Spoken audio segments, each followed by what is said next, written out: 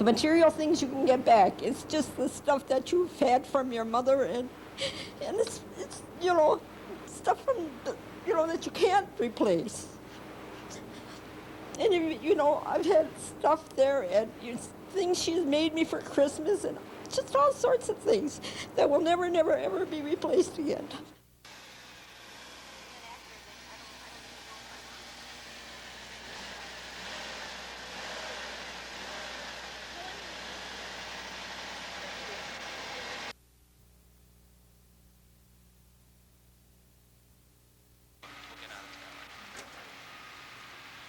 Couldn't go against Captain Ivers no more than Ma could go against Pa.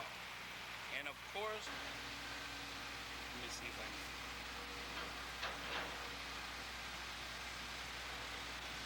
can. This type of stuff. Sure, they deal with it in the community all the time, but in an educational setting, we are somewhat responsible to try to shelter them from that type of stuff.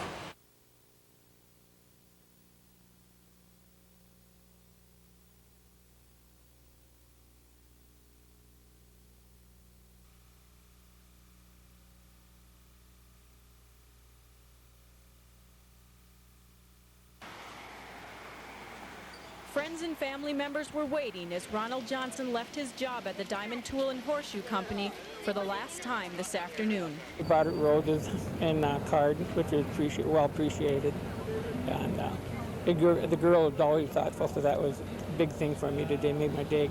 Johnson's wife Sandra says she wants to show support for her husband, who's losing his job after 25 years. We love him, and that even though it is his last day, we're with him. Union members are doing what they can to keep the Diamond Tool employees together, some of whom have worked side by side for 25 years.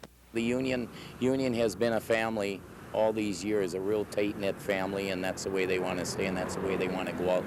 The Minnesota Teamsters Service Bureau has set up a dislocated worker program to help outgoing Diamond Tool employees with job placement and training. 60 workers have already sought its assistance. They have gone through career planning workshops. We've also have had individual sessions, and what we do in those individual sessions is actually come up with a strategy or a plan for the future. Like Ronald Johnson, many Diamond Tool workers are taking things one day at a time now, sending out resumes, thinking about relocating, or going back to school. 25 more workers received their termination notices today, and the plant is expected to be closed by October. In Duluth, Gina Katzmark, News 6.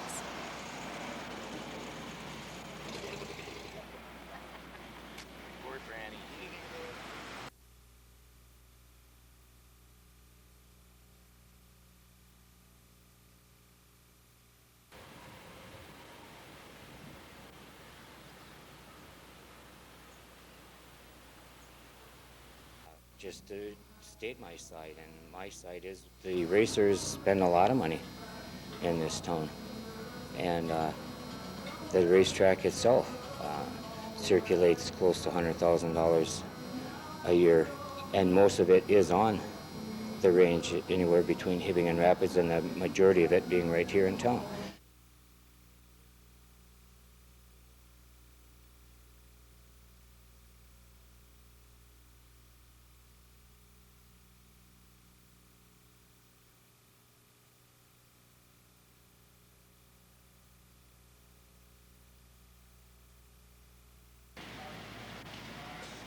The International Falls Border Station was performing its first official function today before the red ribbon was cut.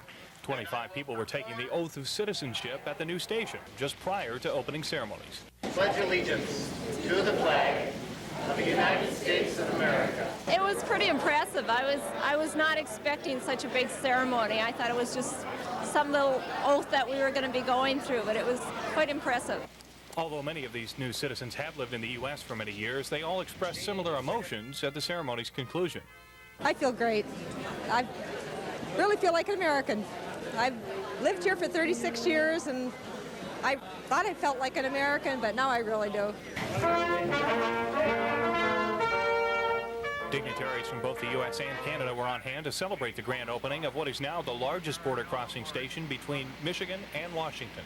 It's going to make it a lot easier and swifter to get people back and forth, and that's I think locally that's going to make everybody here appreciate it more than the old buildings where everything was so congested and sometimes there was a delay in crossing. The new station had a price tag of $2.5 million, but will be well worth the wait as it improves the economy of International Falls and Fort Francis with over 24 employees on the payroll. In International Falls, Derek Hines, News 6.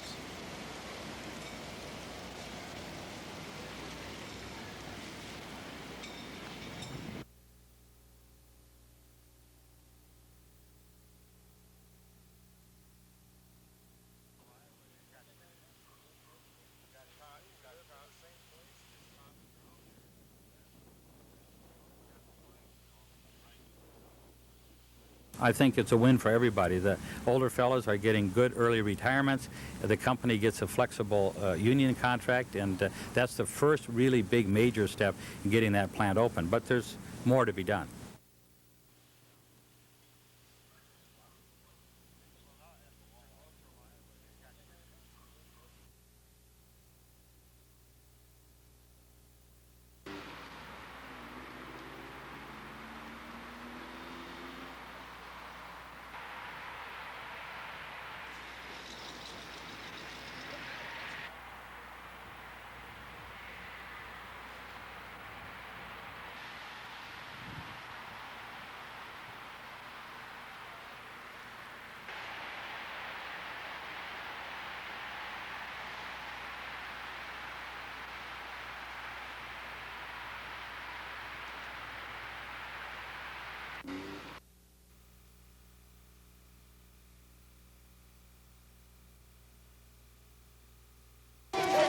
It looks like a Ford. You know, these are all my grandchildren here. They're from Grosse Pointe, Michigan, Chicago, Illinois. They all come to Moose Lake. Just for the parade. Hey, Just for the 4th of July. Okay, we've got people here from Colorado, Mississippi, California, North Dakota. I don't know, is anybody from South Dakota, Wisconsin? Old-fashioned family ties bring these people back home, along with a long list of old-fashioned fun activities. This shiny new squad car was one of the many units in the annual 4th of July parade. They were backed up by these Royal Canadian Mounted Police.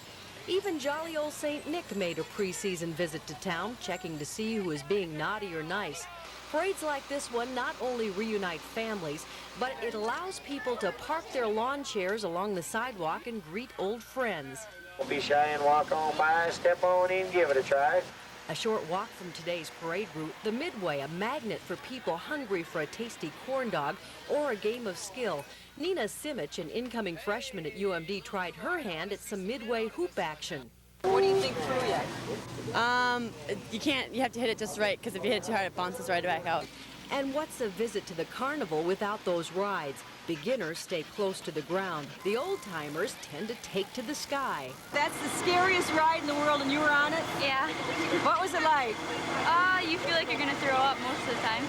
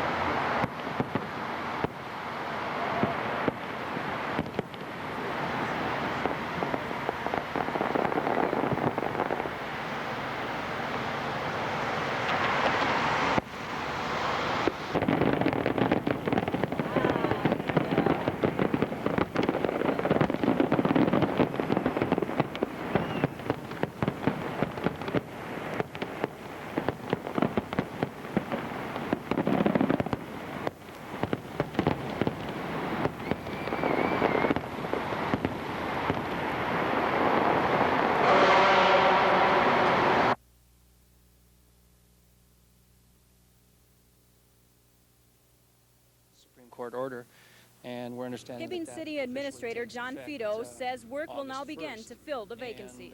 the process is being defined right now by the city attorney, but for the most part, you'd end up with 4 councilors remaining. And the concept that they would be dealing with is that the acting mayor would be Jean Nicolelli. And that would be based on the earlier vote that the council took last January under reorganization. They always do select an acting mayor. What then happens is that those 4 remaining councilors would basically appoint a mayor and a clerk and a councilor to fill the district position of Steve Sabin. Larry Claude, one of the men who brought these charges forward, was hoping that Collins, Sogard, and Sabin would be removed today. What this is going to cause is a time delay. You know, you don't know if the 3 of them are going to continue as if nothing's happened or if they're going to try and do other things that, you know, possibly they wouldn't have. All parties involved are expecting this dramatic change in city leadership to have a significant impact on Hibbing. When you remove 3 officials that have been for some 3.5 years involved in a number of different decision-making processes, that will have an impact. Fortunately, in the economic development area, the city has an economic development authority that deals with development in most cases. There are issues, however, that will come up that do involve the council. And what you end up doing is dealing, obviously, with those 4 members that are going to be left and looking to educate quickly those 3 new members that are going to be coming on board.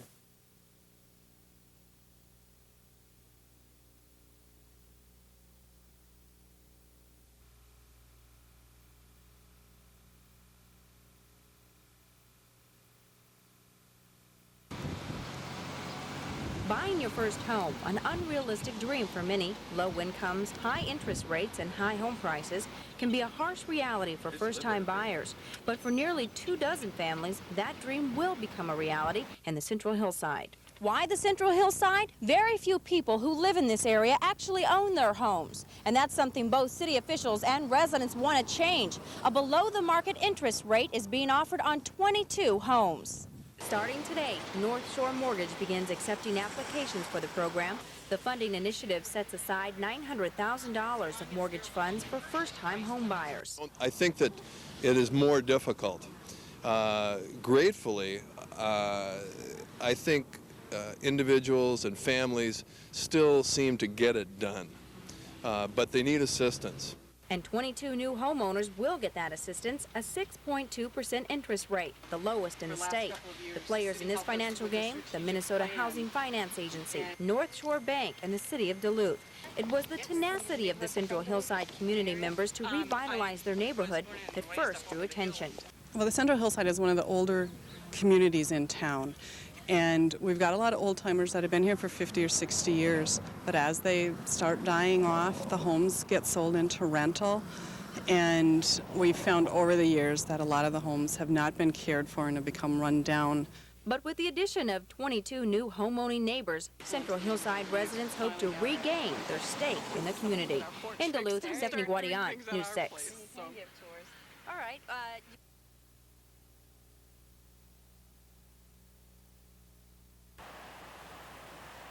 Instead of moving north into the Carolinas, the storm doubled back across the hardest hit areas, damaged 1,000 square miles of county roads, tumbled a freight train from tracks near Roanoke, Alabama, forced hundreds of families from their homes in the Florida Panhandle. Every 5 minutes I come out here and it comes up another step. The heavy rains washed out water treatment plants south of Atlanta. Authorities scrambled to truck drinking water overnight to 200,000 customers. No easy task with the main north-south highway in Georgia, Interstate 75, under 4 feet of flood.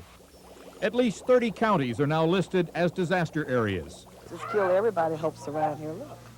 Floodwaters have cut off many towns. Juliet, Georgia, where the movie Fried Green Tomatoes was filmed. Americus, Georgia, near President Carter's home. And a storm system headed toward the south from the Midwest is expected to bring more rain through Sunday. Bob Dotson, NBC News, Atlanta.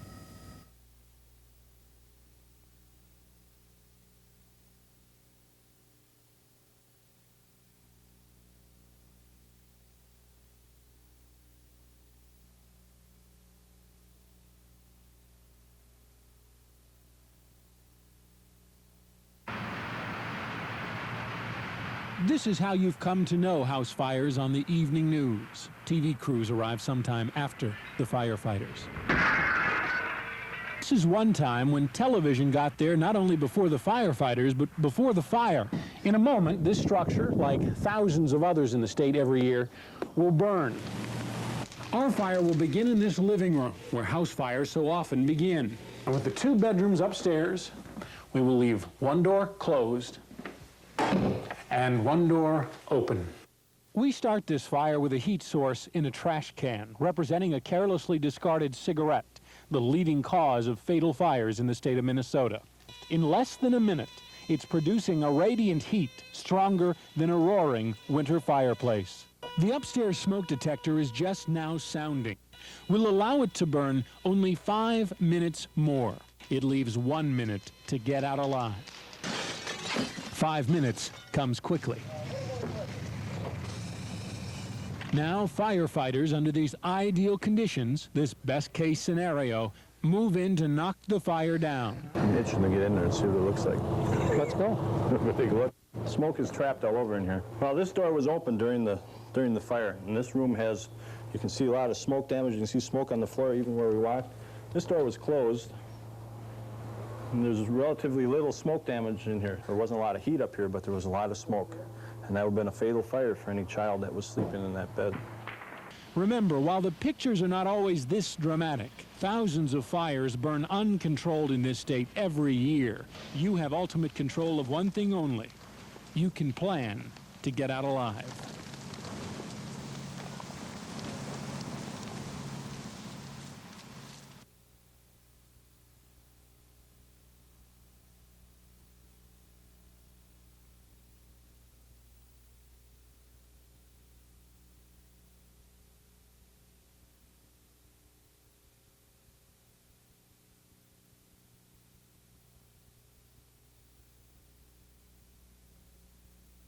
Well, after a weekend of just such intense emotion and anxiety and fear, we feel really relieved so far today because, you know, we had high hopes for this meeting and for what would happen at the Family Law Center this morning with the writ of attachment, and both things are going very well.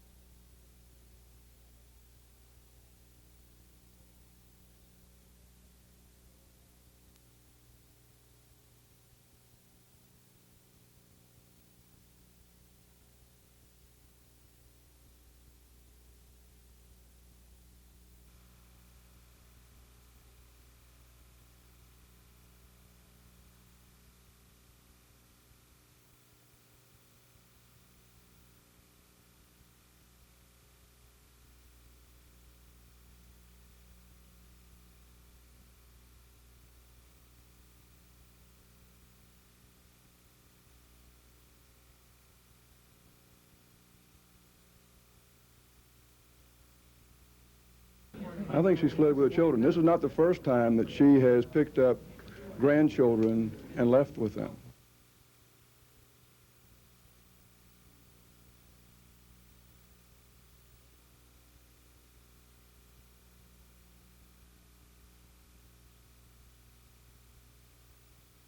We are in what is called the early intervention stage, where we are making an attempt to get a voluntary return of these children, and we anticipate that that is what will happen.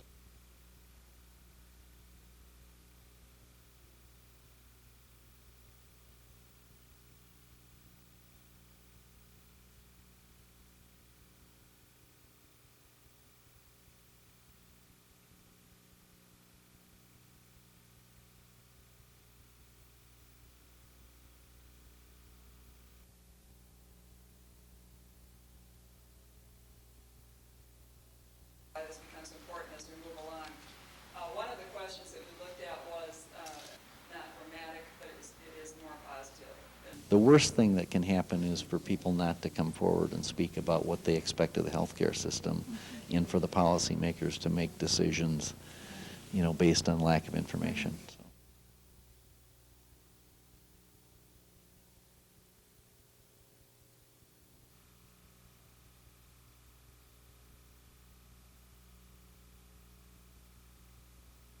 Had that think tank meeting the other night. There was a lot of thinking going on, and yeah, That wheelage tax is kind of scary. Or has some comment to make, has some questions. We're letting that 12 million or whatever it is it built up to sit there. You know, we think that you know, we're going to have to look at some. Everybody needs to be involved in what is a very critical and important pollution control program, and that is to keep the rainwater out of the sanitary sewers. Because by doing so, we prevent bypasses directly into Lake Superior, and also we help the sanitary district keep up their treatment effectiveness. And who knows how long bingo will last. Yeah, it'd be hard to justify $1 million sitting in there. You know, what do we do with the money? I mean, it would be, I guess it'd be a nice problem to have, but still it would be a political issue.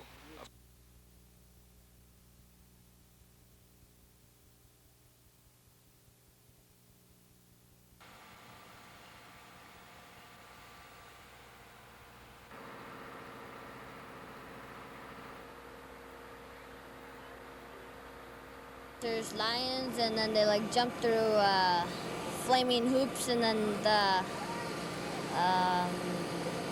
trapeze guys go on really high, and they like try to do tricks and stuff. What do you think your favorite part's gonna be? Probably the tigers.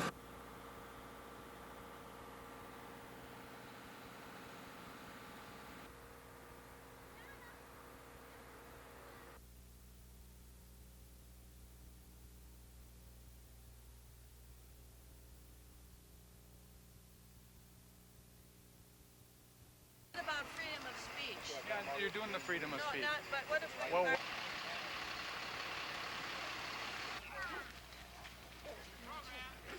and what they're seeing here, coming to see stealth, is one of the biggest killers that we've developed yet. It has killed hundreds in Panama. It has killed thousands in Iraq. This is a killer airplane. It's not family entertainment.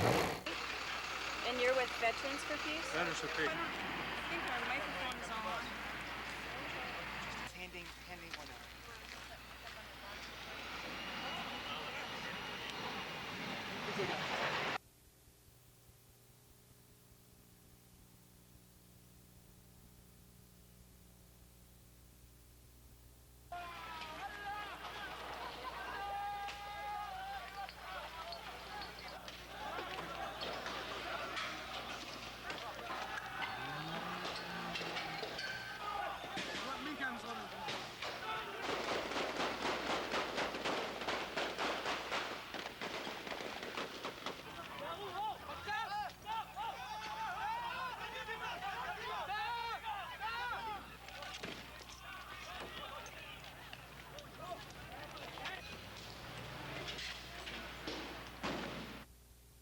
Length.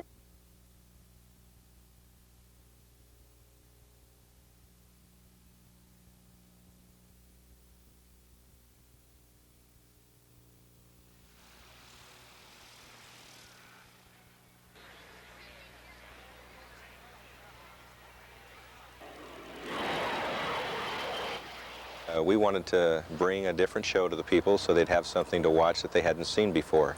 The stealth fighter was a tremendous attraction. We had people asking about it all week, all weekend, and even after it left, people were still talking about the stealth fighter.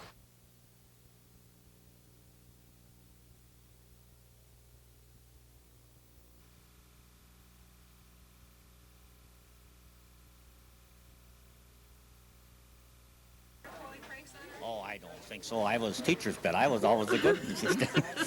We used to carry water for her, keep the fire going and stuff like that at the school many years ago. Before she retired in 1977, Violet Nelson taught elementary school classes in the Duluth area for 33 years. During her reign in the classroom, her kindness, love, and understanding touched the lives of many of her students. Violet is one that belongs to us, and we belong to her. We're just a big family. And like any big family, this one holds reunions. A couple of times a year, Miss Nelson's former students take her out to eat. Today at breakfast, over 20 former students and their spouses packed a Duluth restaurant to catch up on the news. Well, when I look at them, I still see their little faces. They look the same to me. Ms. Nelson never married. Her former students have become her extended family. Over the years, classroom lessons, like the 3 R's, have been replaced by stories of marriages, children, and grandchildren. It's a special bond between students and teacher that has lasted for over 60 years. She just had the love for everyone, and she showed it.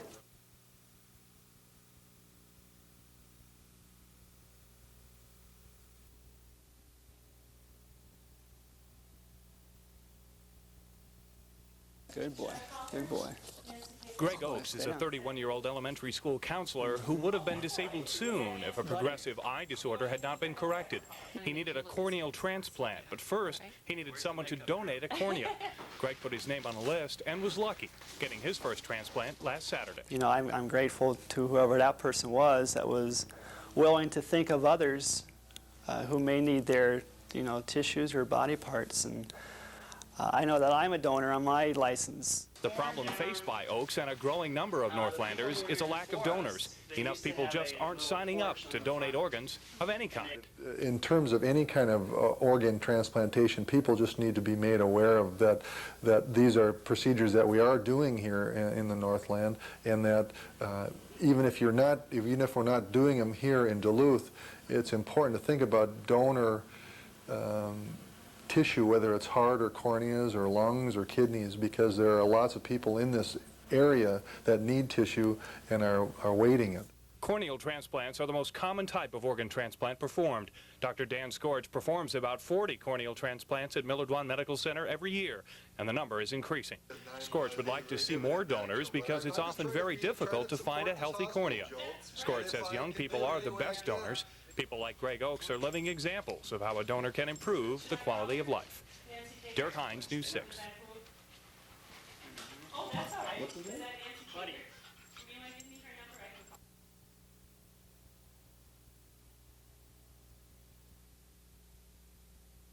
If you're 16 years or younger, staying out late may land you somewhere more serious than the doghouse with your parents. If you're out past curfew, you could find yourself in Duluth's Detoxification Center. Beginning tonight, the Duluth Police Department will assign officers to patrol the city's streets between the hours of 10 p.m. and 3 a.m. 7 nights a week.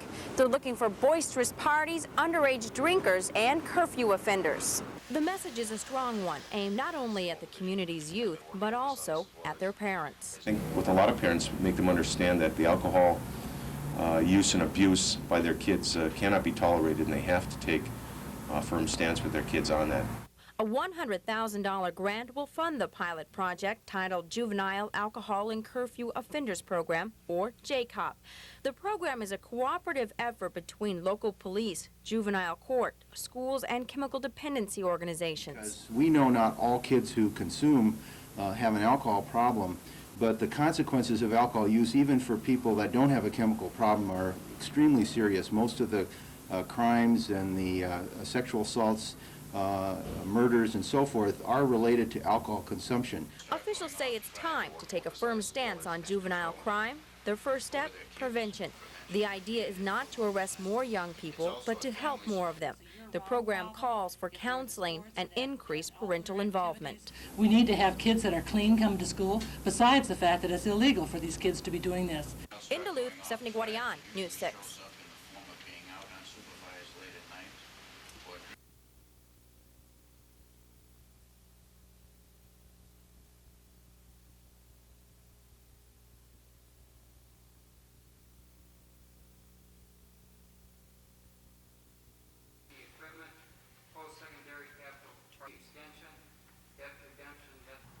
We haven't, none of this has been finalized.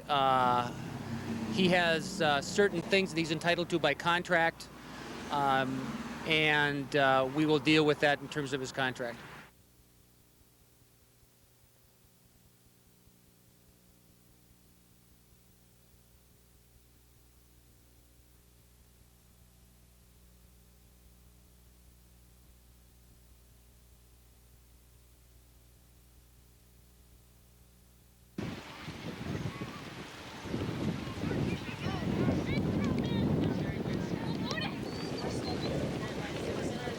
probably at least 3 years ago, the numbers of kids drastically started to increase from the lower division through the upper division.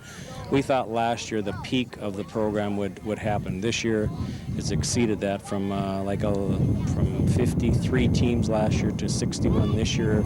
Soccer is just a really fun sport that it's really fun to play as a team, and it's really invigorating and stuff and exciting.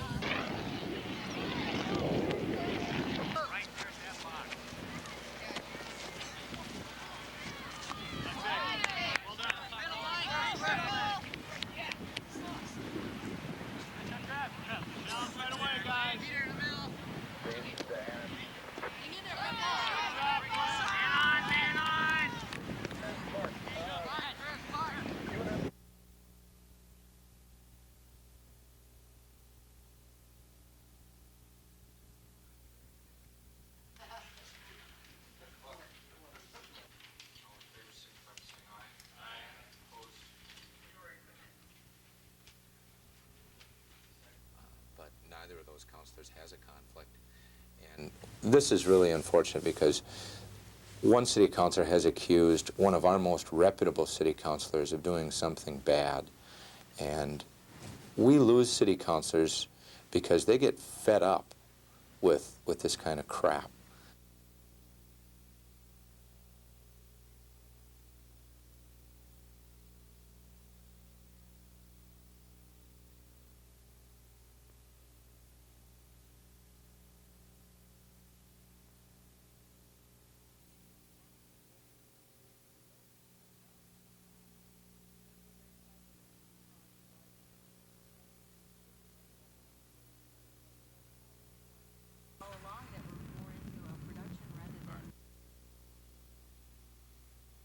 If any changes occur, my at least intuition at the present time would be there likely to be more employees at that plant, as well as other Iron Range plants, at least in the foreseeable future, as long as the U.S. dollar remains relatively weak and the demand for U.S. steel products remains relatively strong, as it has been for the last year or year and a half.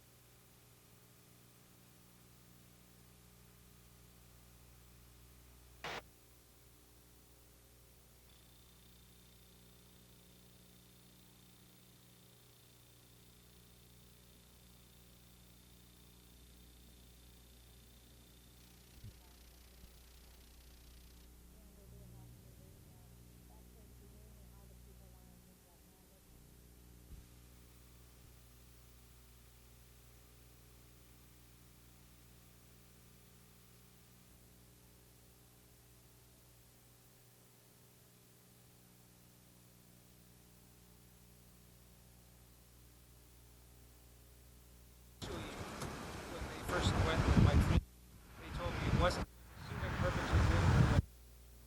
After last week, which was about the best we could have done, we had Perpich drop out. Then we picked up the state AFL-CIO. Then Senator Samuelson dropped out.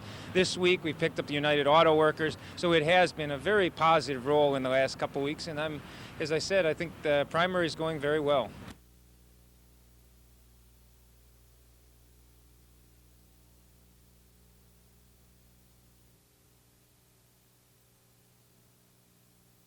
And then all of a sudden the air war will start.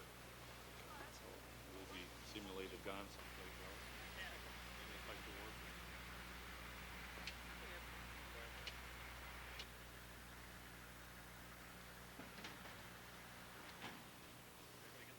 war. We practice for it, and I think they're anxious for the IG to get here. We want to show them what we can do and show them what kind of unit we have up here in Duluth.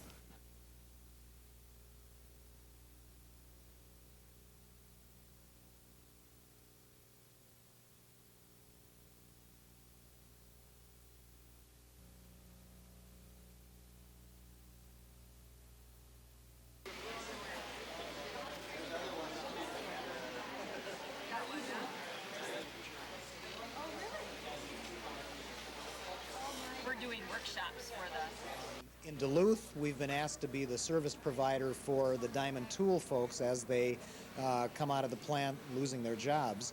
And we'll provide a variety of services for people, including retraining, job search activities, and also the kind of support help that they need while they're making this difficult transition from the kind of jobs they had at Diamond Tool to what they're going to move on to next.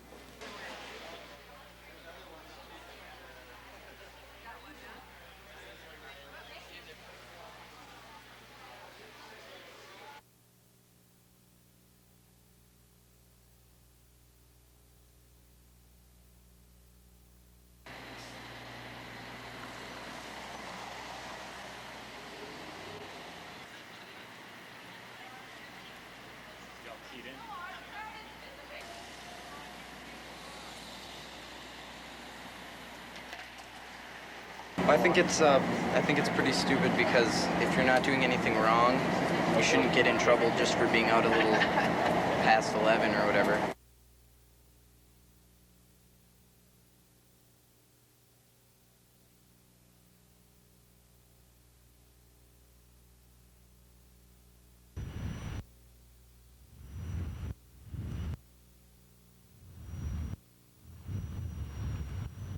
We would not be able to meet the permitted levels of discharge in the new permit with our old wastewater treatment facility, so it requires a new state-of-the-art facility to meet the permit limitations.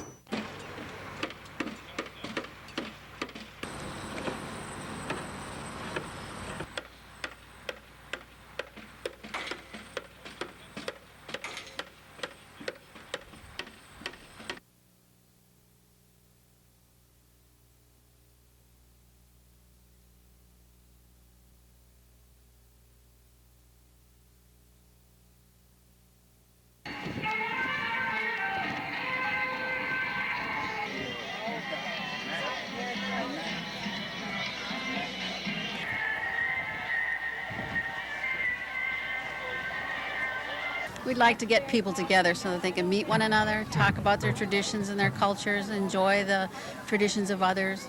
And that happens here through the kinds of foods that people share, the conversations. They watch the performances on the stage. They see what people have made.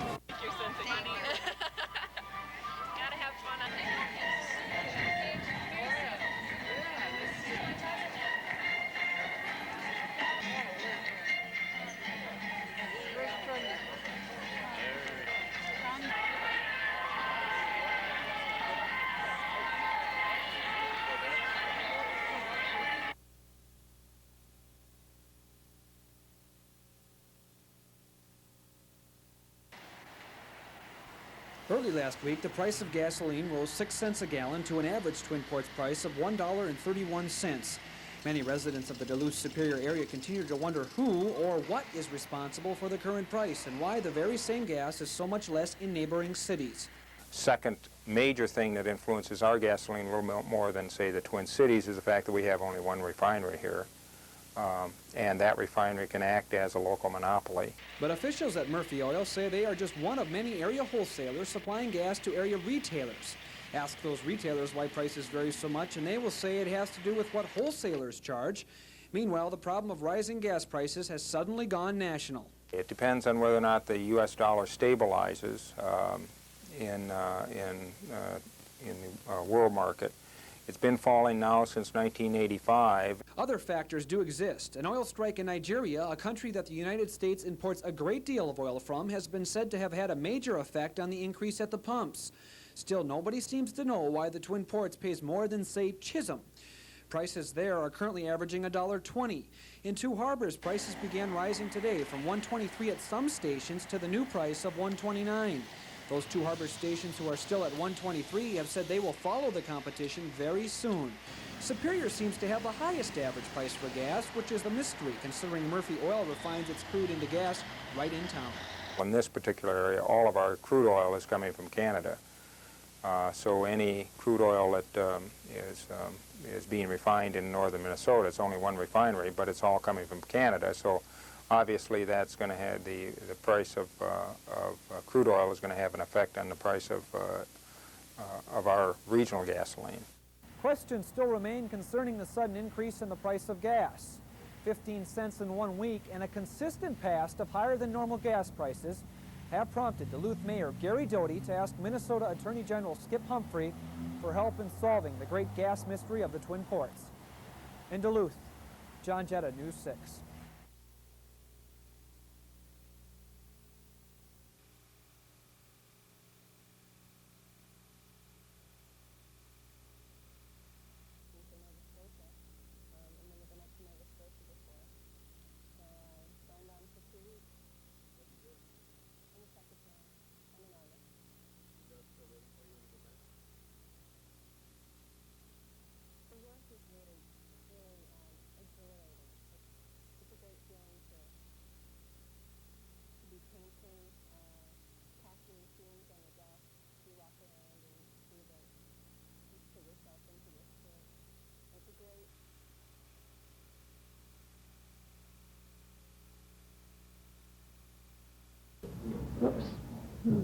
Tears run down, marking a very small sacrifice. With each drop comes a possible scientific breakthrough.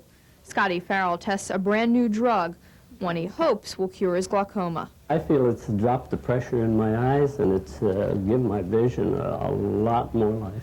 It looks like we're doing real fine. Farrell joins a nationwide study. For a year, he'll give the medication a try. Doctors search to cure the disease, one of the leading causes of blindness. Glaucoma is one of the major problems still faced by ophthalmologists today. We have a multitude of therapies, both medical and surgical, for glaucoma, but none of them work in every case. We're always looking for new therapeutic medication. The bottle's a little strange. There's no name on it, just a number. That keeps the patient and the doctor from knowing if it's the new drug or an older, proven one. Just look straight ahead for me. Without any bias, nurses give each patient a careful examination. They're looking for a drop in eye pressure. A buildup of pressure causes the nerve damage associated with glaucoma. I feel it's doing some good for people, you know. I know it did a lot of good for me. We'll check your pupil size. Farrell will receive free care and free medication for the whole year, but he's hoping for a greater reward, an end to the villain robbing his sight. Andrea Brody for NBC News.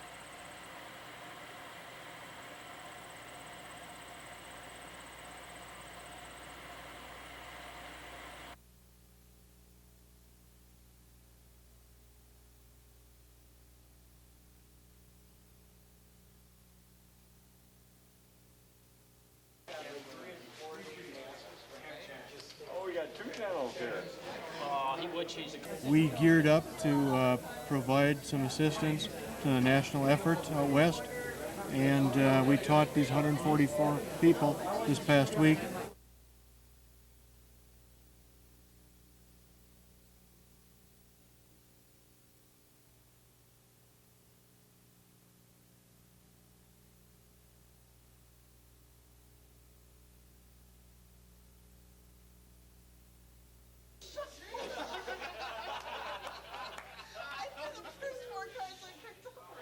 We needed to do it this year because we just do not have the people that are trained in wildfire suppression anymore.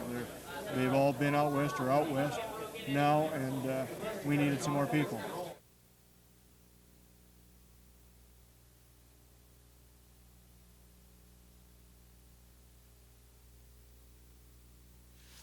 The vote in the House of Representatives tonight is a great victory for all law-abiding Americans. President Clinton wasted no time in stepping up his public relations war to pass a crime bill following tonight's House vote. It's also a victory for all Americans who have longed to change the way government works here in our nation's capital. The House will be in order. Prayer will be offered by our guest chaplain, the Reverend... A $33 billion version of the crime bill failed by a narrow margin 10 days ago, setting off the presidential blitz to pass an agreeable version.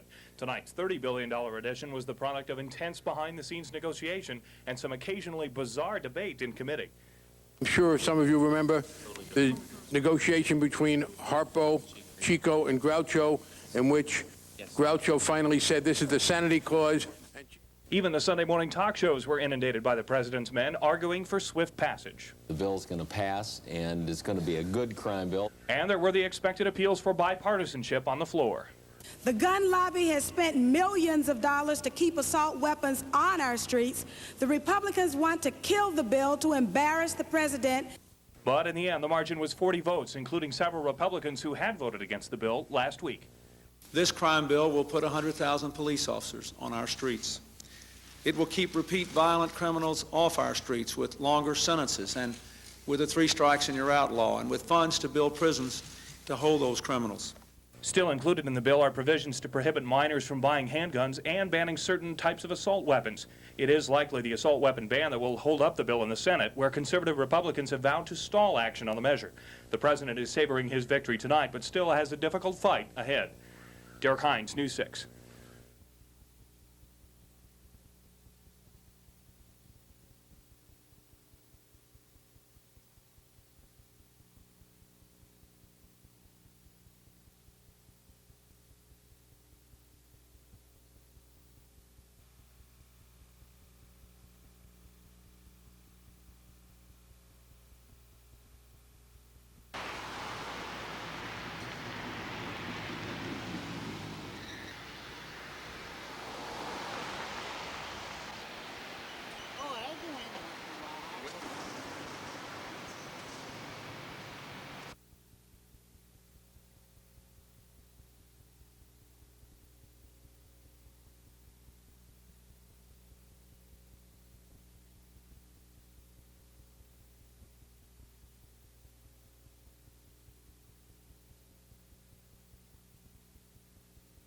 What we want to do over the next 20 years, 25 years, is have approximately $6 million every year for residential street improvement, and this would be $2.5 million of it.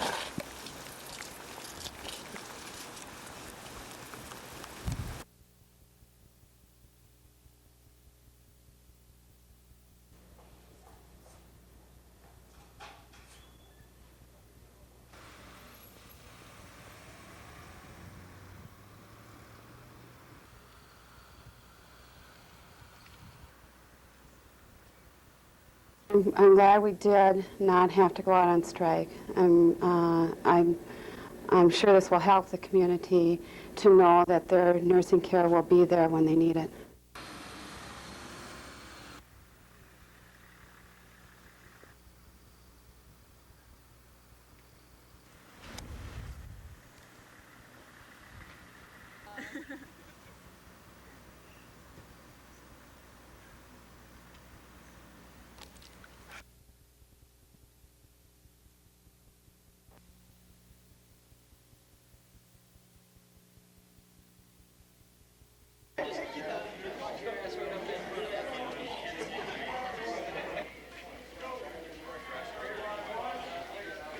Two of the crews that went out on the first plane were from Michigan.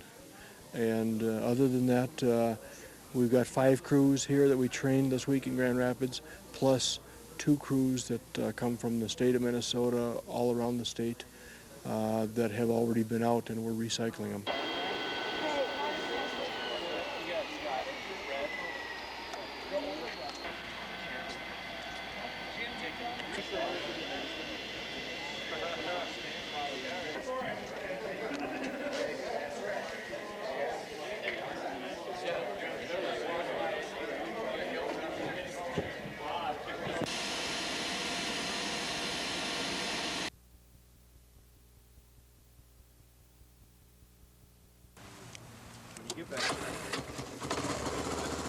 The roar of police all-terrain vehicles is interrupting a normally quiet night near wharf number 2. These ATVs are the only way officers Adam Costa and Jim Copsey can cover miles of beaches. Tonight, they are searching for any clue to the whereabouts of 15-year-old Malia Stromquist, the Minnesota girl who disappeared Wednesday in Monterey. We didn't see anybody like that wandering the beach tonight. We're trying to get any information that we can, whether they've seen this girl, either in the last day or two, or even during the week, to try and find some kind of history, or hopefully they've seen her in the last couple days. Costa and Copsey are members of Monterey's recently formed Waterfront Patrol, an assignment that takes them right up to the water's edge. Often they can be seen walking the sand and aiding an ailing seal. But tonight they are primarily interested in passing out pictures of the missing girl in hopes someone will have seen her. We're looking for this young lady. So far, we haven't really found anything promising. A few people that have said that she looks like their next-door neighbor, that type of thing. And at this point, any information that we get, we're going to follow through on and try and track these lookalikes down.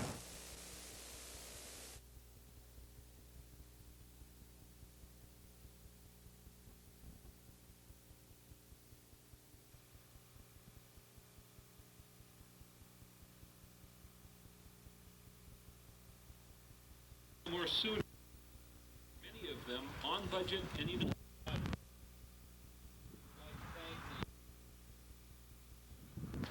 Today is the rebirth of one of Duluth's treasures, our beautiful rose garden.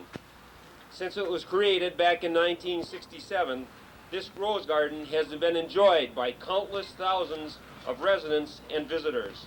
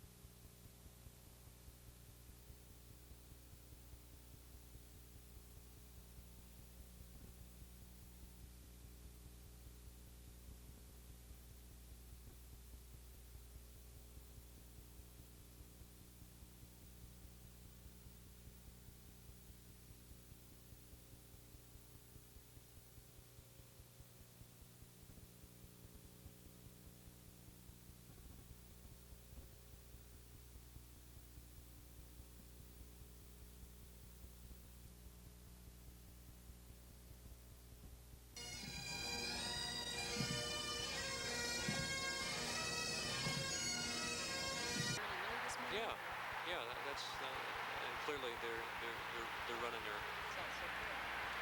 They were very responsible. Well, I knew instantly that it was a boiler room operation, and it angered me that they would be playing on sympathy over such a horrific occurrence, such as the killing of the 2 police officers. But somebody to attempt to make money off of that really angered me.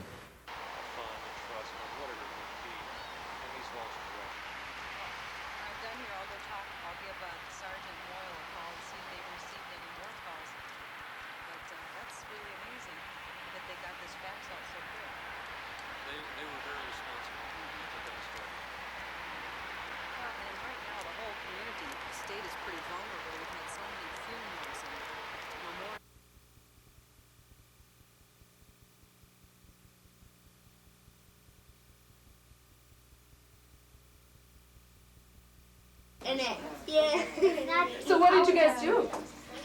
How did you raise it? Plays. That plays? I didn't get out there because I know Joey. This one's got like good here. Spend it. What do you think we should spend it on? Research. Research? A new motorcycle. $5.90. $20 in the mail. 70 cents. What cool. Plus tax. Oh, you guys did a super job. Huh? That'd be neat. That'd be neat, wouldn't it? If you didn't have to poke your finger, you bet.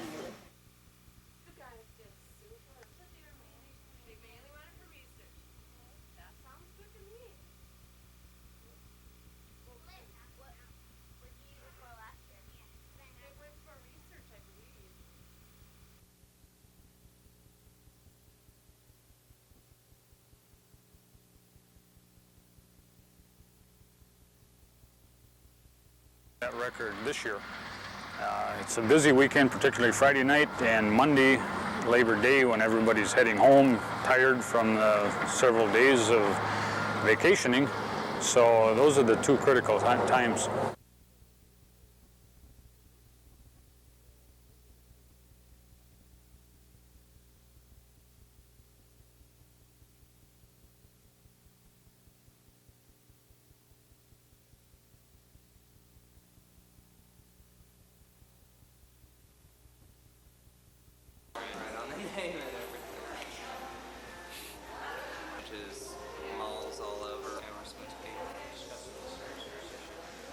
Army with their school clothes drive, so we're asking people to bring out their used clothing in good condition on September 10th, this Saturday, to a spot outside of Entrance 8 where we're going to be accepting their clothing. And it's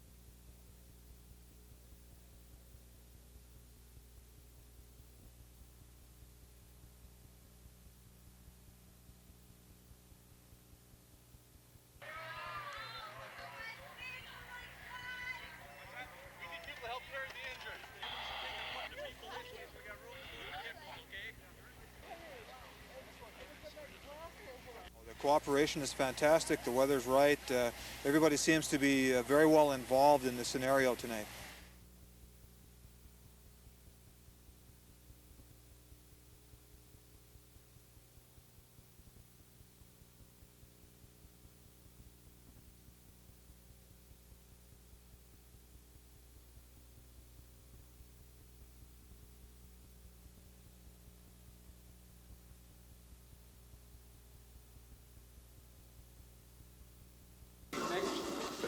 Fresh back from vacation, the Clintons were forced to cross the street to Blair House for a couple nights while workers remove asbestos from the White House. The president had held a 2-hour meeting with his top foreign policy brass to discuss Haiti options, but is trying to keep his cards close to the vest. Any decisions on Haiti yet, Mr. President? Aides tell NBC News the president reviewed plans for an invasion of Haiti, but has made no final decisions on whether to give Haiti's military leaders a deadline, leave Haiti, or face invasion. The administration is still talking tough. One way or the other, the de facto government is going to be leaving. Their days are definitely numbered. Most of the pieces are in place. The U.S. military is ready. But the president still doesn't have the support of Congress, and Democratic leaders don't want any invasion until after the November elections. Critics also charge the administration has still not proven Haiti is vital to U.S. national security. I think that the administration is now in a desperate situation to salvage its flagging reputation. Meanwhile, there are fresh rumors today that the Dominican Republic is offering a safe haven for Haiti's military leaders if they step down. White House officials say if that happens, any U.S. invasion is off. Jim Miklashevsky, NBC News, the White House.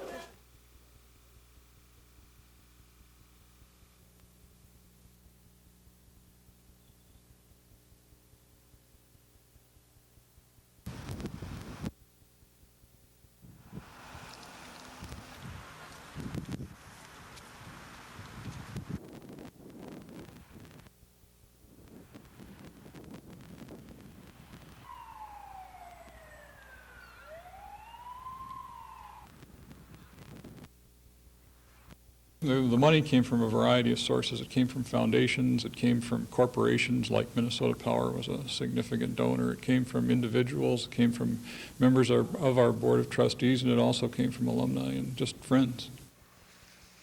Perfect.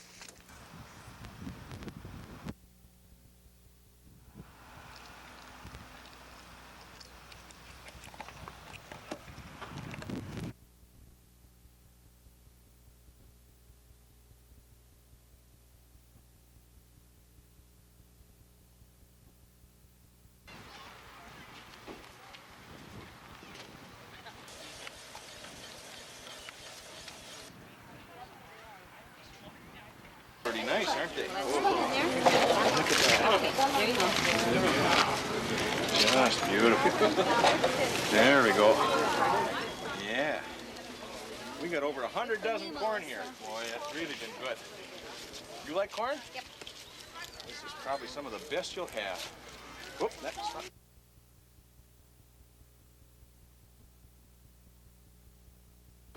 We have received word that unfortunately we did not find her alive, but we are thankful that we found her.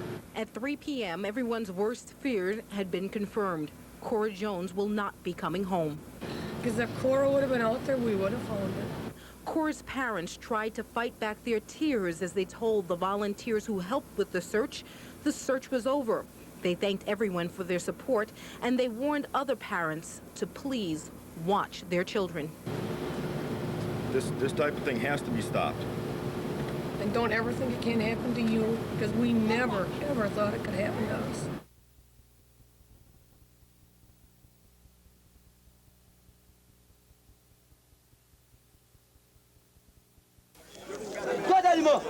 Haiti's military leaders are training men and women in the tens of thousands. They say it's a volunteer force to defend the country, but the word on the street is you had better volunteer if asked. This would be the backup to these men, the 7,000 troops in the Haitian army. They are lightly armed, ammunition is limited, no match for U.S. forces. But after you win the war, what next? Politically, Haiti has no democratic tradition. The streets have been ruled with a gun or machete since independence in 1804.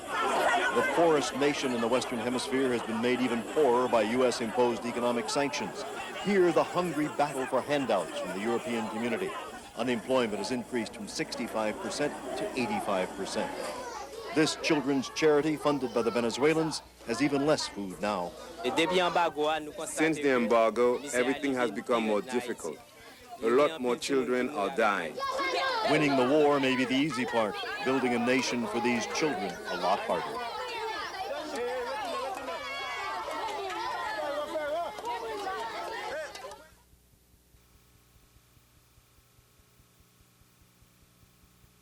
Permanent, and this is a permanent system. And from all the discussions I've had and all the discussions have been here, hopefully that won't be too long. Everybody has a chance. Right now, there's a large interest on the St. Louis River. And of course, we're right on the river here. And we don't want to be contributing to any problems with the river. We'd like to see everything done well.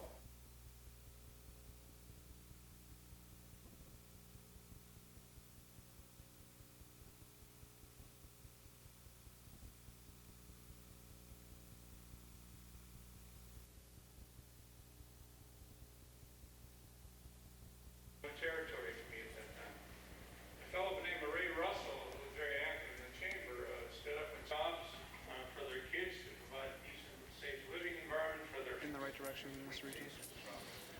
Well, I mean, we're having much greater attention paid to water quality issues than we have in the past. So I think that helps. You have to start by not destroying the major resource you have, and Lake Superior is one of the major resources we have.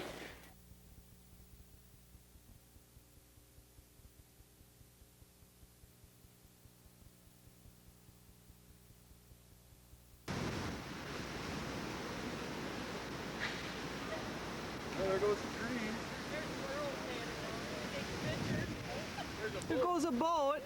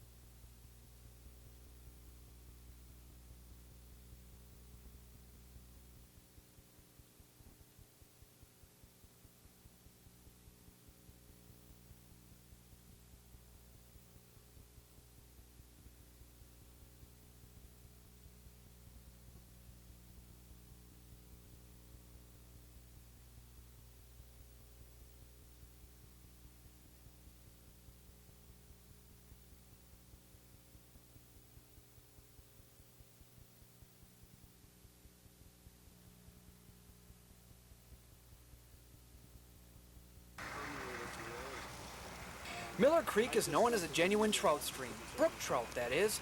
It is cared for almost religiously by an environmental group known as Trout. While performing cleanup duties along the creek last spring, they noticed a pungent odor 3 miles from where the stream enters Lake Superior. We initially indicated or smelled gasoline, and after some investigation found a leak coming out of the bank of not necessarily gasoline, but a fuel. We then reported it immediately to the MPCA. The Minnesota Pollution Control Agency investigated and confirmed that an unknown fuel was leaking into the creek. The leak was then surrounded by a boom and nothing more was done. The point is they put a boom out and didn't monitor it from there on, so we don't know how effective it is. As you can see now, the boom is just trailing in the water, so it's absolutely ineffective if there were gas present now. Still unknown is the type of fuel and where it's coming from. Answers to those questions may never surface because according to the MPCA, the leak has stopped. First of all, we're glad that it's not leaking, but is it leaking somewhere else? Where is it coming from? For several months there was a leak, a definite leak, and a sheen on the water that could be visibly seen. We don't know that the leak has stopped. According to an MPCA source, the fuel may be diesel. The trouble is that old fuel can sometimes show similar traits to that of diesel fuel, so more testing must be done. As for the source, the leak may have come from an old gas station that was demolished in 1976 to make way for what is now Country Kitchen. The current spur station right next to Country Kitchen remains a possibility, but the owners, Murphy Oil, say they don't have diesel at that location. In Duluth, John Jetta, News 6.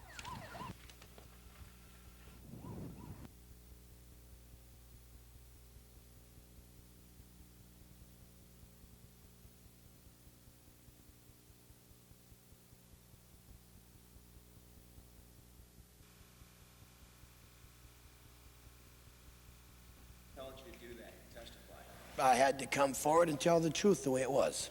I have nothing to hide.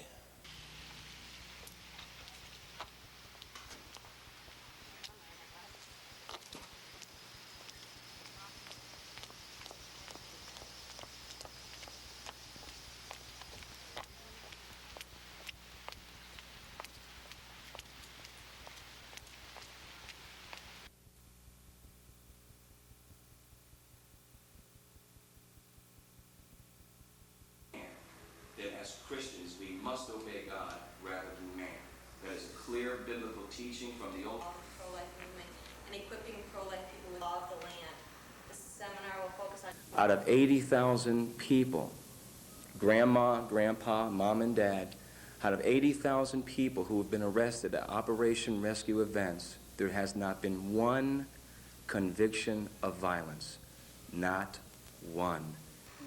The biblical character, Daniel, do you think that's going to have an impact? Do you suspect that you will have more protesters out? Well, I think the injunctions were necessary for the clinics, and I think for the safety of the patients and the physicians and the staff of the clinics. I really don't think that we had any other options open to us other than trying to have a neutral zone for the local law enforcement officers. Daniel in the Bible, the biblical character Daniel, do you think that's going to have an impact? Do you suspect that you will have more protesters out here in the weeks to come? Generate more interest and more activity. I certainly take everything I do very seriously, and I'm not going to, shrug my shoulders on this one either.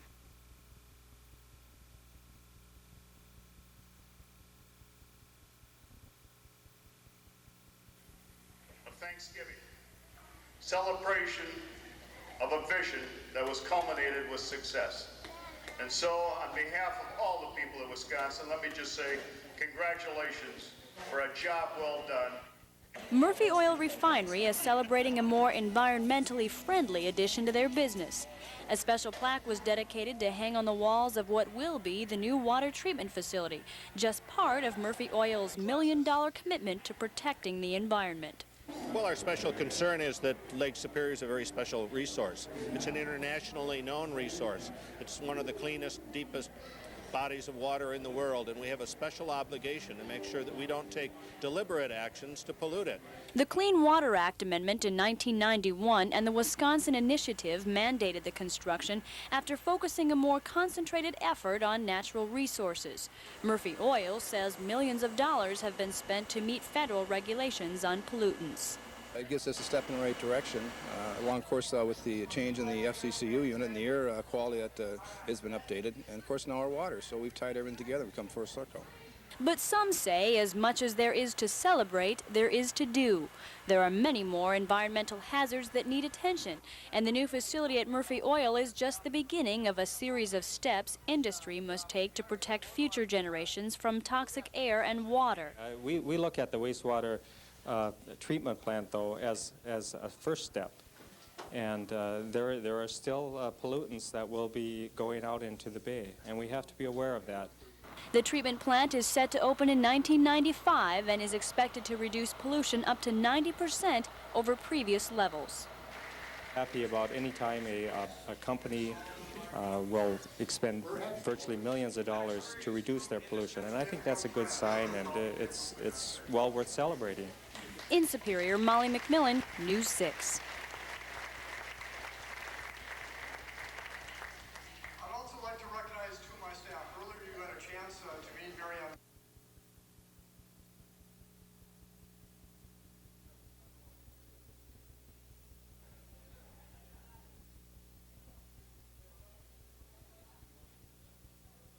To sensitize each other about our differences and which are really our similarities, and just to help students feel comfortable on campus.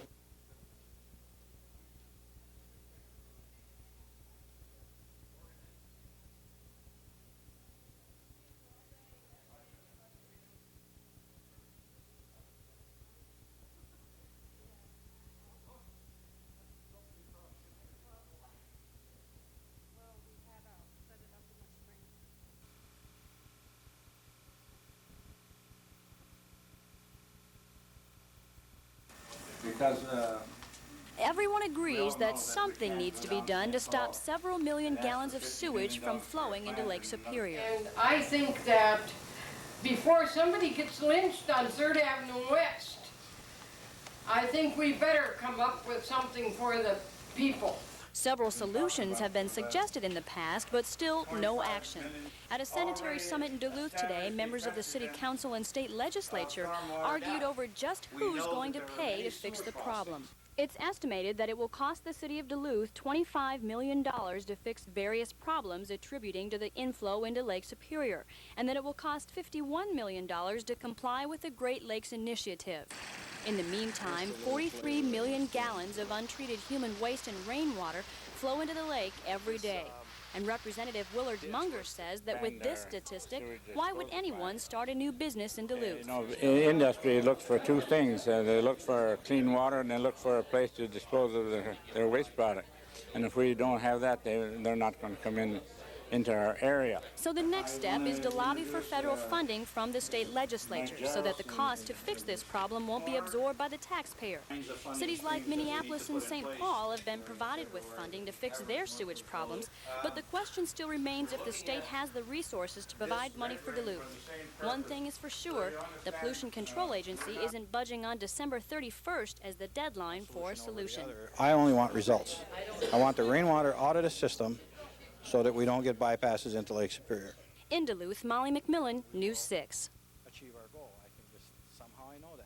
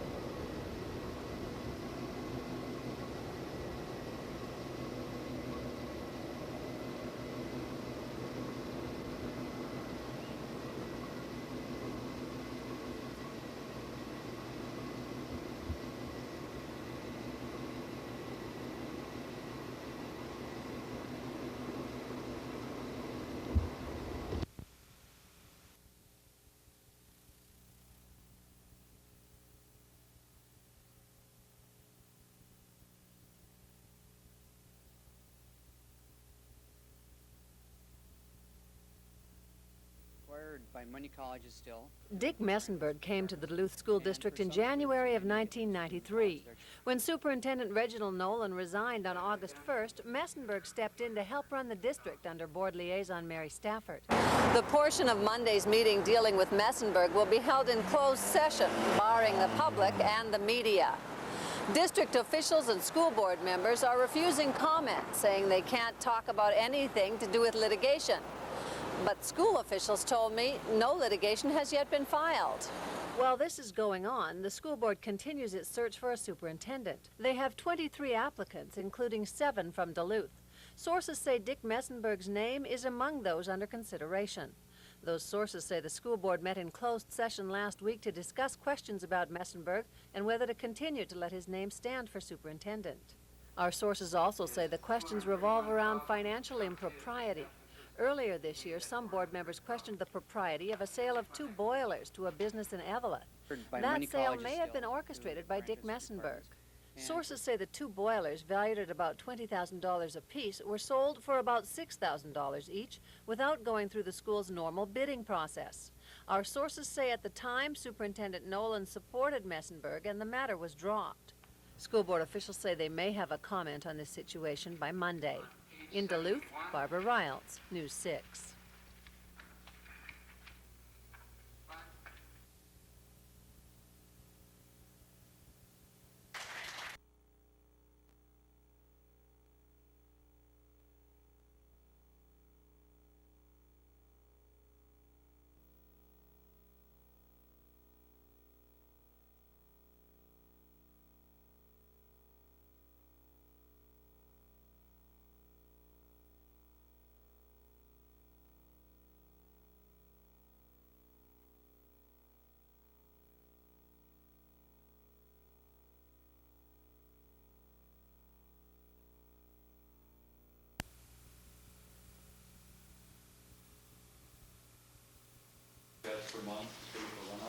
After a month of proposals, the 2 companies vying for the county health contract faced off today in front of the full county board. First, the incumbent, Blue Cross Blue Shield. They explained that after looking at the numbers, they were $200,000 cheaper than the competition. Then Epic Life got up and claimed they were actually cheaper to the tune of $215,000. Who's right? Who knows? Because much of the math is contingent on what happens in the future, the board couldn't be sure. So they decided not to switch carriers and to stay with Blue Cross Blue Shield. Even after Blue Cross changed their administrative fee downward to meet Epic's, we still saved about $200,000. So obviously we are disappointed with the county. While Epic wasn't happy with the decision, taxpayers can be pleased they'll end up saving thousands of dollars because competition has forced Blue Cross Blue Shield to lower their prices. I think that Blue Cross Blue Shield was not giving us the kind of discounts that we should have been receiving. The supposition that we have been taking advantage of the county for the last 20 years is incorrect. We've been working with the county to control costs. But others claim they haven't been getting proper discounts either from Blue Cross Blue Shield. In fact, yesterday in Minneapolis, a group filed suit against the company for just that reason. It's a case that may become a class action suit. That, down the line, St. Louis County could actually join. So today, the board decided to award a contract to a company that they may end up suing, which, in the end, could benefit the taxpayers even more. In Duluth, Ted Rowlands, News 6. This is, if you want to talk about self numbers, it's this number right here. And I didn't know what to put down for Epic.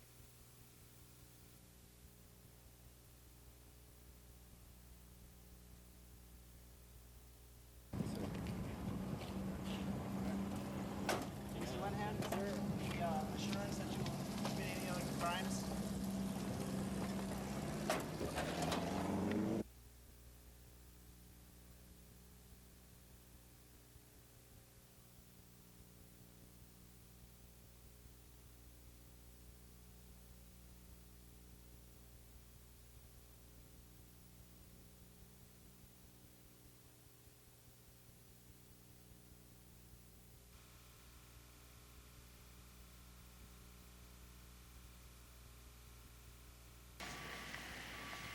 Superior Memorial Hospital has been through some tough times over the past decade. Patient numbers dropped, employees lost their jobs, and the hospital has struggled to pay its mortgage. But administrators say they're encouraged by a relatively successful financial year in 1994, brought on by a drive to encourage Superior residents to use their local hospital. And that in no way is at odds with the importance of continuing to look carefully at the affiliation opportunity that exists and very likely will occur, but it's too early to talk about how it's going to be done and what form and the details. It's those details that are concerning some of the employees at all the medical facilities involved. They say they're concerned about how their jobs may be affected. Obviously, in any type of an affiliation where the objective is to increase efficiency, people are going to be affected. That's just reality. You can't deny that. But at this point, for anyone to be concerned, I think it'd be premature. Representatives of the Benedictine Health System in St. Mary's Medical Center in Duluth say they're working with Superior Memorial to study how the facilities may cooperate in the future. Officials at Superior Memorial say they expect the findings of the study to be completed next month, and a decision on an affiliation or merger of some sort may be made by the end of the year. In Superior, Gina Katzmark, News 6.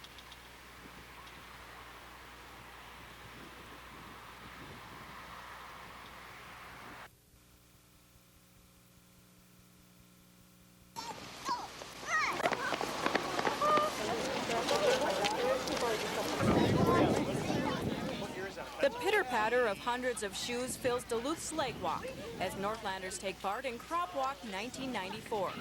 This year's goal is to raise $12,000 to help stop world hunger. Well, we want to set an example for the rest of the city and to remind them how many hungry people there are in the world. How's it going? Well, it's going swell. It's a beautiful day, and it's important to fight world hunger and something our kids can learn from us about. The first Crop Walk took place in Bismarck, North Dakota in 1969. Since then, the Crop Walk has become a nationwide event in which more than 300,000 walkers participate in each year. Churches have raised, since 1969, about $153 million for world hunger needs. And then corporate sponsors and government sponsorship that help with the shipping of some of this have added additional to it. The Damiano Center and Union Gospel Mission are a couple of places where Crop Walk proceeds are used locally. Pastor John Hammock of the Union Gospel Mission says help is needed now more than ever because the cost to feed hungry Northlanders is rising. We've had a 30% increase in the cost of food just since the 1st of June this year. So where we used to be able to buy a case of, for one thing, case of peas, used to cost us $13. Now we're paying $33. The Crop Walk is organized by Church World Service, an interdenominational relief agency. This year marks the Crop Walk's 25th anniversary. In Duluth, Gina Katzmark, News 6.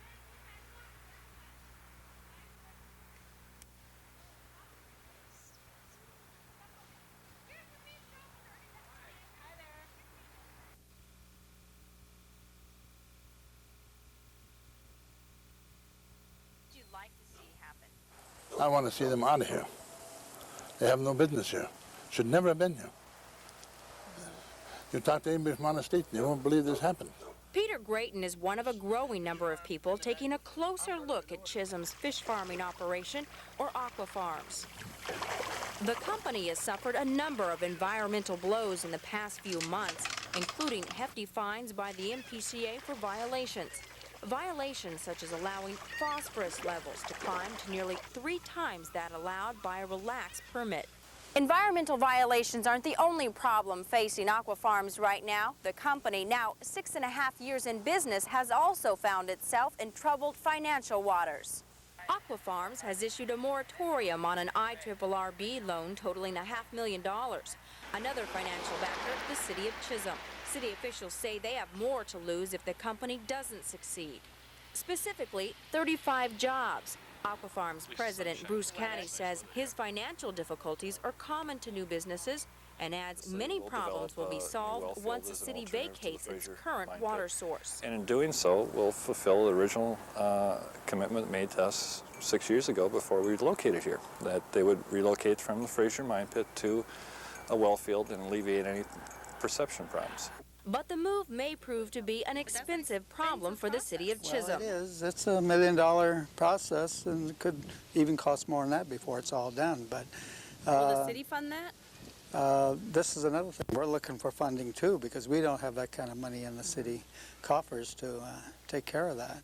While the city looks for its own answers, others are questioning Aquafarm's next moves, including plans to spread collected fish waste on land for disposal and treating Sherman Lake chemically to reduce its phosphorus. Plans expected to meet opposition from both residents and the MPCA. In Chisholm, Stephanie Guadian, News 6.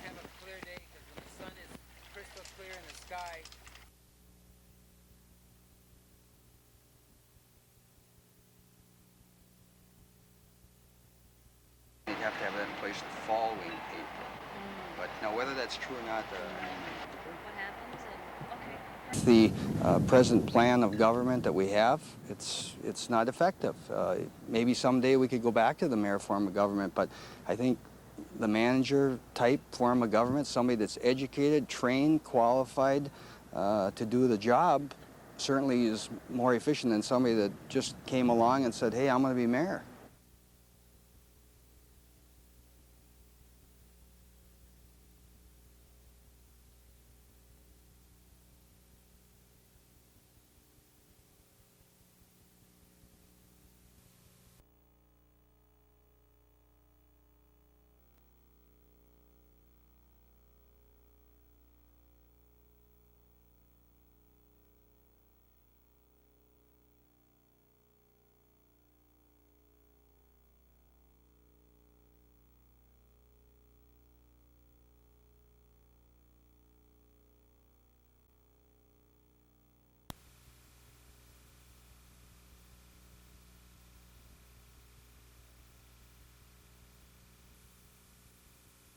The civil war in Rwanda left hundreds of thousands homeless, hungry, and sick.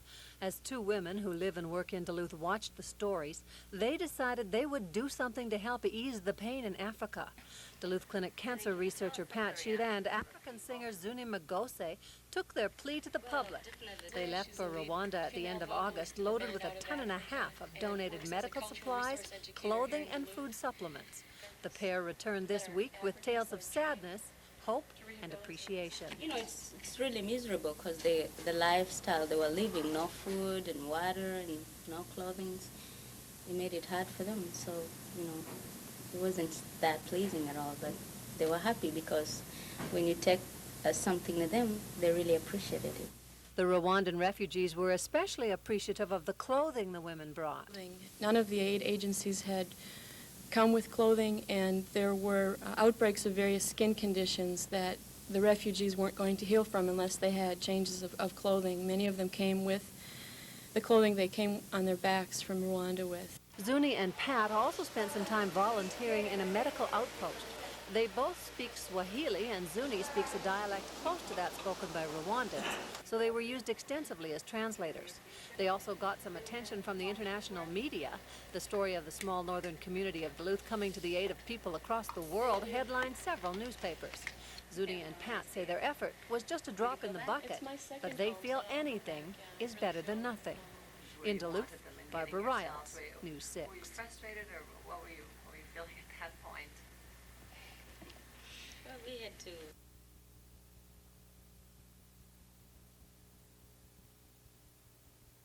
Position in order to get the support of the NRA.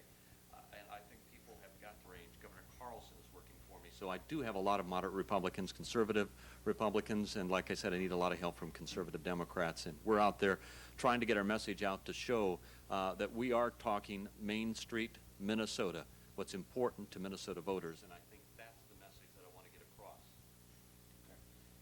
Let's talk guns for a moment. You think back to the Tony Boza statements, which really, I think, damaged him for governor. I'm just not familiar with your position on handguns.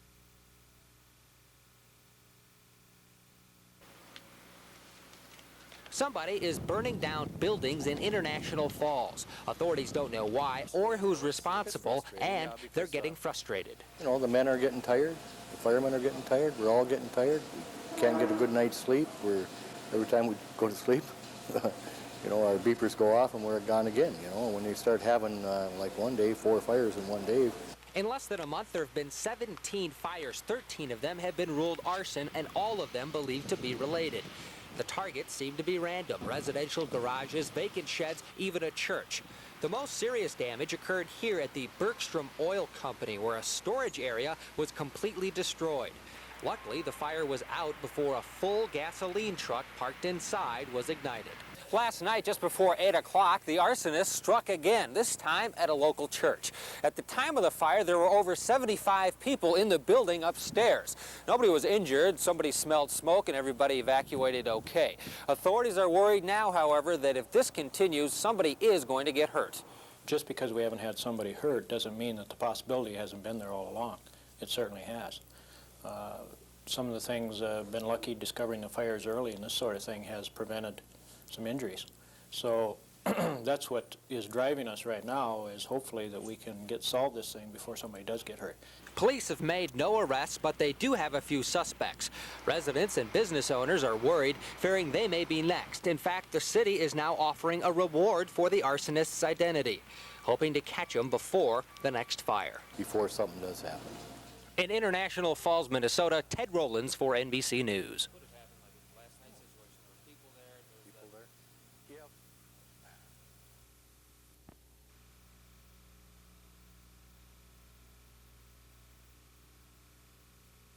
The Minnesota Department of Tourism does more than print travel brochures and hand out road maps. One of their biggest jobs is selling the state's image, trying to convince people to vacation here. And the tools they use to convince people to come here are magazine and newspaper travel writers. A few weeks ago, the state's tourism department invited our cameras along to show us how they're selling the Iron Range and who's buying.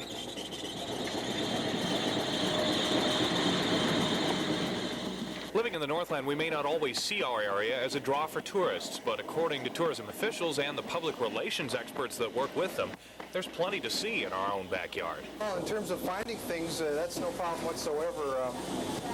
I could spend one afternoon on the phone and call a dozen different tourism sites and put together a good media tour within hours. So you might be asking yourself, what's to see on the range? What are these travel writers writing about? Plenty. Trailers for sale or rent. In a 3-day tour, we had dinner at a bed and breakfast near Hibbing, stopped by the Sunrise Bakery and Fraboni's Meats, Hibbing High School, the Minnesota Museum of Mining, Iron World USA, Giants Ridge for some mountain biking, King of the road. caught some fish at Minnesota Aqua Farms, the International Wolf Center, shopping up in Grand Marais, and took a gondola ride at Lutsen Mountain. Now that's about as much as any tourist could do in such a short time, but the travel writers say they're just trying to give their readers a taste of what can be found on the Iron Range and the North Shore. Yes, and I enjoy traveling very much, and travel writing is a very rewarding experience because people learn a great deal from where you've been and are able to see things that they might not otherwise see just from their own research. And their impressions of the Northland this time around were positive. Most of the writers we talked to were impressed with the hardy people who built the Iron Range. The hardships that they were willing to sustain, and yet the success that they had here is just wonderful stories. There's a shopping mall and a McDonald's in every major U.S. city. What travel writers try to do is find the unique features and attractions in an area, like the International Wolf Center here in Ely.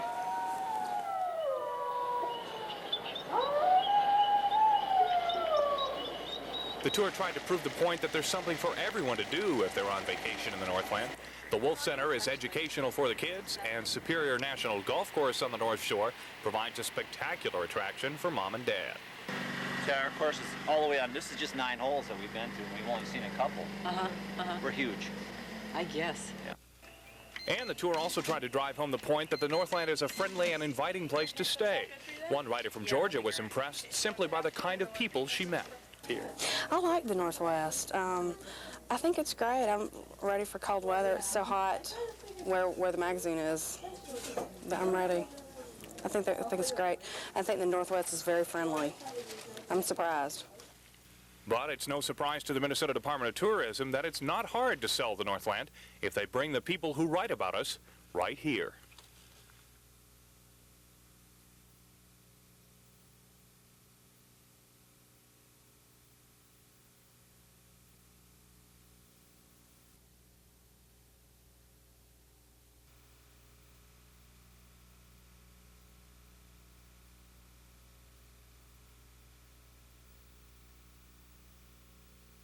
It's simple, according to the Minnesota Department of Tourism.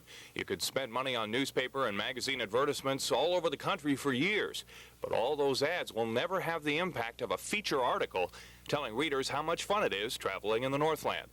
That's why tourism officials invite travel writers to take in the sights and see what the Northland has to offer. Trying to impress world travelers isn't always easy. I travel all over the world. I've been to China twice, Russia twice, South Africa, just many, many foreign countries. But on the other hand, places we might take for granted make a significant impression on someone new to the area. Fishing at Aqua Farm's fish facility in Chisholm may seem tame by Minnesota angling standards, but has the potential to be a big moment. Probably not. Okay, you can hold them. Oh, look at that. Beautiful. Snap that thing. Got it. And many writers, like Barb Tezak from AAA, just want to give readers a taste of what they can expect when they tour our area. Is kind of a step-by-step tour of a certain part of the state. So this kind of tour is really perfect for that because you're covering like northern Minnesota, the North Shore, and just want to give people an idea of attractions like this, the Wolf Center, places to eat, places to shop, that kind of thing. And it's not just travel writers that are invited along on these tours. Food editors come along looking for local delicacies, everything from cooking light to the not so light.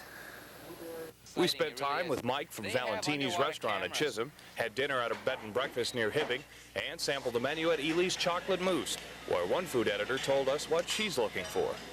So I'm looking for some creativity. First of all, I guess I'm looking for something I want to eat and that I know that other people are going to want to eat. And then just something that has an individual imprint on it and a regional imprint. Like on this menu, say, walleye. In Hibbing, the day for the food writers began at Sunrise Bakery and continued with helpful hints at Leo Fraboni's Meats.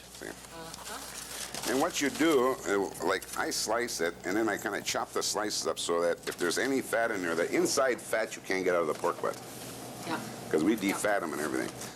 Even a reporter from Cooking Light magazine, a national publication specializing in eating smart, had some ideas for a very distinct Iron Range meal.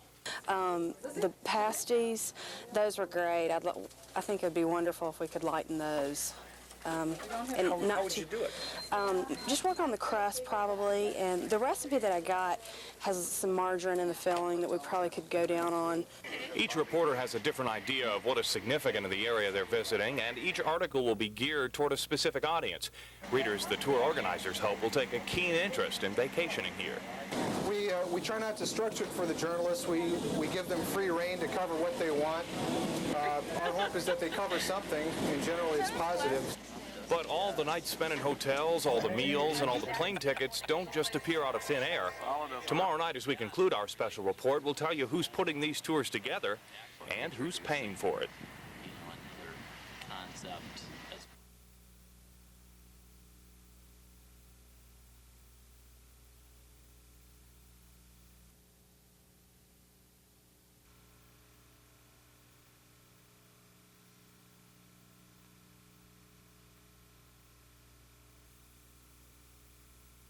The benefits to the state of Minnesota seem clear. If travel editors write extensive articles on the benefits of Minnesota, more tourists will want to vacation here. Since we've been there first, we can tell them what is good to see. As far as the newspapers and magazines are concerned, it's a great way for reporters to find more about the area. So this forces me to get out there, which I think, unfortunately, a lot of print journalists get real stuck to their desk. The Minnesota Department of Tourism puts the tours together, but is the taxpayer footing thousands of dollars in costs? No. In fact, most of the cost is absorbed by the business community. For the out-of-state journalists, Northwest Airlines picks up their airfare and brings them in here for nothing. The participating hotels and sites where we dine is all at the expense of the owners and individual lodging sites. They're doing it on their own behalf, and it benefits everybody. Even with some help from the business community, it still costs money to bring these writers up north to take in the sights. But tourism officials say if even a fraction of their readership decides to spend their money here, it's worth it. For just a few days' worth of investment, literally millions of readers across the country will get a close look at the Iron Range and northern Minnesota. But I think that our readers appreciate it, kind of giving them the sense that they're going on the ride with me. The Tourism Association is also turning its attention to marketing the state to other Minnesotans. There's a big audience right here in the state that doesn't realize how much there is to see in the Northland. Actually, this is really interesting for me. I grew up in Duluth. My parents are from the Iron Range, and I live in Minneapolis. I've lived there for 10 years, so I had, kind of a feeling that I knew Minnesota pretty well. I'm actually finding out on this trip there's a lot of places that I've never been to and never seen, and those are the kind of things that I'll focus on. I have a feeling, our magazine goes to Minnesota members. I have a feeling that there's a lot of people that haven't really explored northern Minnesota, so I'll probably approach it that way. And it wasn't hard to find proof. Almost immediately, we found a tourist who has lived in southern Minnesota for the past 10 years, visiting the North Shore for the first time. So when we decided we wanted to take a week's vacation this year, we asked some friends about the North Shore, and they all sort of looked at us like, well, you're supposed to make a yearly pilgrimage. So we thought we'd better get up here fast. This fall's tour focused on attractions of the Iron Range and the North Shore with a special emphasis on food. Next on the drawing board, a tour for the national media of the Boundary Waters Canoe area. They have no idea that they can actually get a wilderness experience up here. And they just think to get that wilderness experience, they have to go to Alaska or they have to go into, the Rocky Mountains. But now we're introducing the fact that you can get just a quality experience for less money in Minnesota.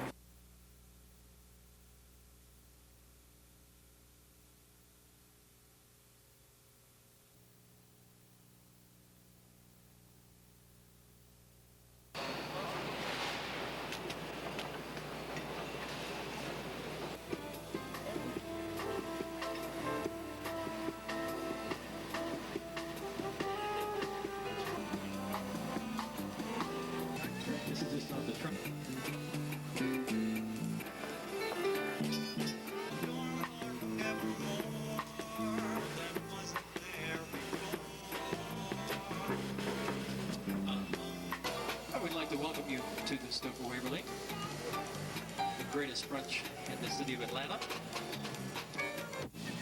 This is just on the trip.